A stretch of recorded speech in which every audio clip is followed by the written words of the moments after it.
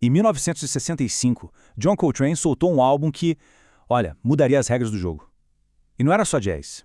Era uma oração, uma declaração de fé, uma obra-prima chamada A Love Supreme. Então, bora mergulhar na história por trás dessa gravação, que é um marco e que ecoa até hoje. Imagina a cena. O álbum mal tinha sido lançado e um pianista de faculdade já solta essa. Ouviu? Isso é a Bíblia, cara. E olha, ele não estava sozinho nessa. Desde o comecinho, A Love Supreme foi tratado menos como um disco e mais como, sei lá, um texto sagrado, uma revelação em forma de música. A história de como esse álbum nasceu, cara, é quase uma lenda. Esquece aquela ideia de meses e meses de composição, ensaios super detalhados. Nada disso. Foi tipo um relâmpago de inspiração.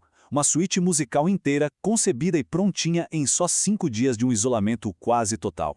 E esse isolamento divino aconteceu na casa dele mesmo, em Long Island. A esposa dele, Alice, contava que ele subiu para um quarto só com o saxofone, caneta e papel. Comendo pouquíssimo, ele passou 5 dias num verdadeiro retiro espiritual, colocando no papel a música que ele ouvia na mente. Mas é claro que um álbum desses não aparece do nada, né? Não passe de mágica. Pra gente sacar a Love Supreme de verdade, a gente precisa dar um passo atrás e entender a jornada pessoal, musical e principalmente espiritual que trouxe John Coltrane até aquele momento exato. E é aí que as peças começam a se encaixar. A criação num ambiente religioso deu para ele a linguagem da espiritualidade, sabe? A prática obsessiva de virar noites estudando deu a técnica para ele expressar tudo isso. E o despertar espiritual dele em 1957? Bom, isso deu o propósito. Para ele, o saxofone era a salvação e a música era o jeito dele de orar. E dá pra gente ver essa jornada se desenrolando década após década. Desde os primeiros passos lá nos anos 40, passando pela crise pessoal e o renascimento em 57, até chegar na formação do quarteto em 62. Cada momento foi uma pecinha do quebra-cabeça que ia se fechar direitinho em 1964.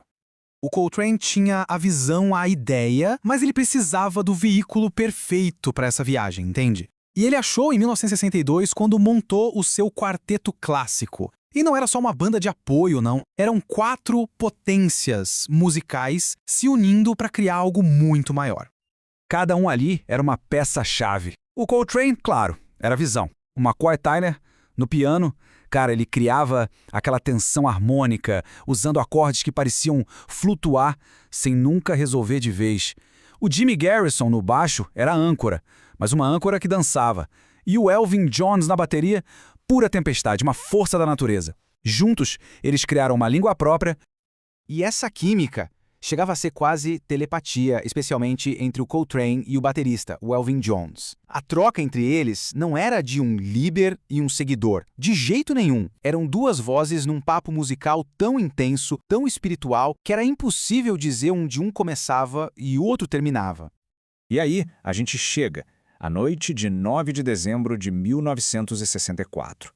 Com a visão clara na cabeça e o quarteto perfeito na mão, Coltrane entrou no estúdio lendário do Rudy Van Gelder. O que rolou ali dentro? Bom, mudou a história da música para sempre. O McCoy Tyner, o pianista, lembrava bem daquele clima. Imagina só, as luzes do estúdio mais baixas, criando uma atmosfera quase sagrada. O próprio engenheiro de som, o Rudy Van Gelder, sacou na hora que aquilo não era uma gravação qualquer. Ele estava, na verdade, preparando o palco para um ritual. E é aqui que a coisa fica surreal.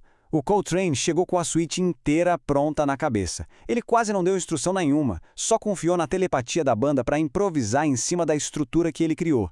O resultado? Uma obra-prima de 33 minutos, gravada numa noite só.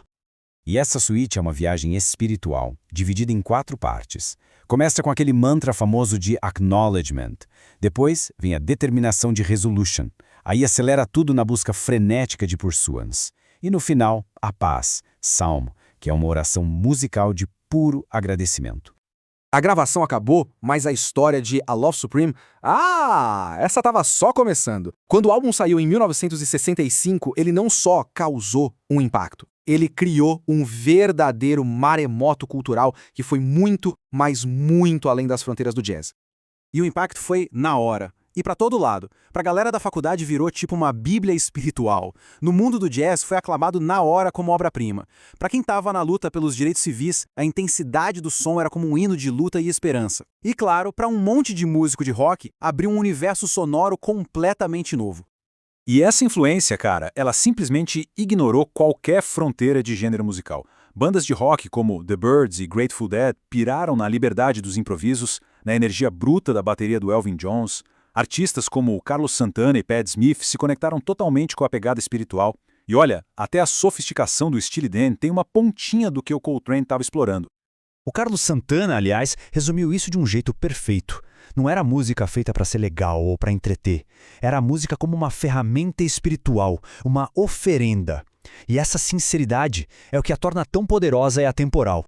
No final das contas, a Love Supreme deixa uma pergunta no ar, né? Ele meio que apaga a linha que separa arte e devoção. A jornada do Coltrane nos faz pensar, será que uma melodia, um solo de saxofone, pode ser uma oração tão poderosa quanto qualquer palavra dita? A resposta?